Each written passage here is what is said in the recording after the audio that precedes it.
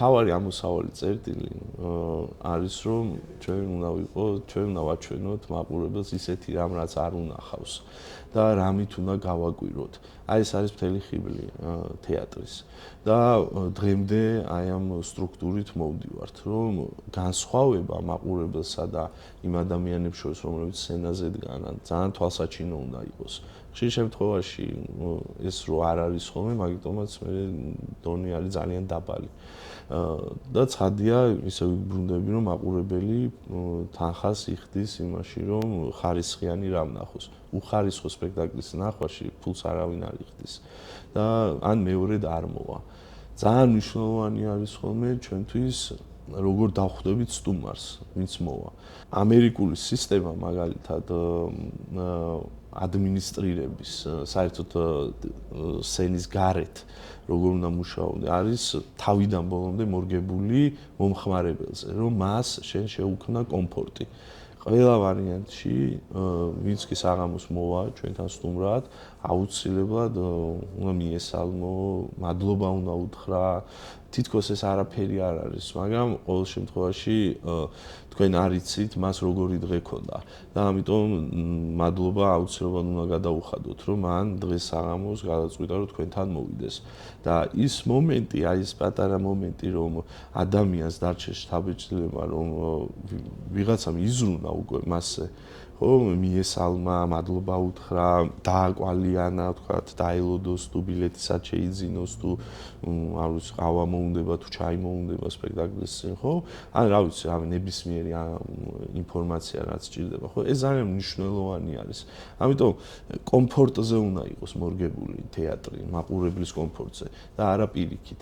რაც ხშირ შემთხვევაში ხდება ხოლმე. აი მაგალითად ძალიან ისეთი მნიშვნელოვანი ნიუანსი არის უმრავლესობა თეატრებში არ არსებობს პროგრამა. და ამაზე მთელი კვლევა არის გაკეთებული თეატრებში, რატომ უნდა გქონდეთ თქვენ პროგრამა. და ის პროგრამაც კი, რომლებიც არსებობს დღეს თეატრებში, ის არ არის სრულფასოვანი პროგრამა. იმიტომ რომ მაგალითისათვის შეიძლება მოვიყვანო, რომ შეიძლება 10 მსახიობი თამაშობს, ან მეტი, ქალები და კაცები და თქვენ უბრალოდ ინფორმაციული პროგრამა გეჭიროთ ხელში. და საერთოდ ვერ გაარკვიოთ, როდესაც პირველად მიდიხართ, ან მეორედ მიდიხართ, ვინ არის და ნებისმიერ მსახიობი, რომელიც მოგეწონება, თქვენ წარმოდგენა არ გაქვთ, რომელი არის, ვთქვათ, აქ 5 ქალი და 5 კაცი რო წერია, ამ 5-დან რომელი არის.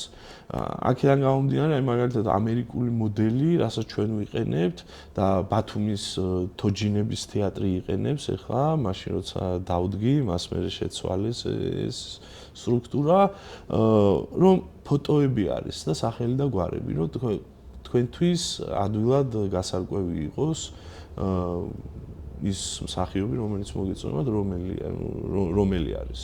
ხო, ამ ფოტოდან და მათ შორის შიგნით არის რომ კიდევ რა სპექტაკლებში შეგიძლიათ ნახოთ ესა თუ ის მსახიობი, ეს დიდი კომფორტია მაყურებლისთვის. ეს ძალიან მნიშვნელოვანი ნიუანსია. მე რო ვსწავლობდი თქვათ კერძო თეატრის სტრუქტურას, იქ იყო კიდე ერთი ესეთი ნიუანსი, რომ ხშირად არის ხოლმე, რომ აი მაგალითად თეატრები ამბობენ, რომ ბიუჯეტი არ აქვთ, რომ დაბეჭდონ პროგრამა, მაგრამ აი ამ სტრუქტურით არის ესეთი ამბავია, რომ პროგრამა არის ძალიან მნიშვნელოვანი და თქვენ ყველა ვარიანტში თუნდაც უხარისხო ქაღალდზე უნდა დაბეჭდოთ, მაგრამ ერთი ნიუანსი არის, რომ არამც და არამც თქვენ თეთრ და შავ ფურცელზე არ უნდა დაბეჭდოთ. თქვენ შეგიძლიათ დაბეჭდოთ ნებისმიერ სხვა ფერის ფურცელზე, მიუხედავად იმისა, რომ მაყურებელი ხელშივე იგრძნობს, რომ უხარისხოა, დაბალი ხარისხის არის, მაგრამ დარბაზში, როდესაც ვთქვათ, ერთი ფერი დომინირებს, მაშინ თვალი ჭამს უფრო ამას. ეს ყველაფერი ფსიქოლოგიაა და ამას სწავლა უნდა და ეს აპრობირებულია პრაქტიკაში თან. ეს მე არ მომიგონია მაგალითად, მაგრამ ეს მუშაობს და ეს არის ძალიან მნიშვნელოვანი. რაც არ უნდა გასაკვირი იყოს სპექტაკლის შემდეგ 99% პროგრამების, აი თუნდაც ესეთ დაბალი ხარისხის პროგრამების სახლში მიაქვთ მაყურებელს. იმიტომ რომ უცხოა და სხვანაირი არის. აი ესეთი ნიუანსები არის ძალიან მნიშვნელოვანი. მაგრამ ყველაზე მნიშვნელოვანი არის, რომ თქვენ კომფორტი შეუქმნათ თქვენს მომხმარებელს, ნებისმიერი მიმართულებით.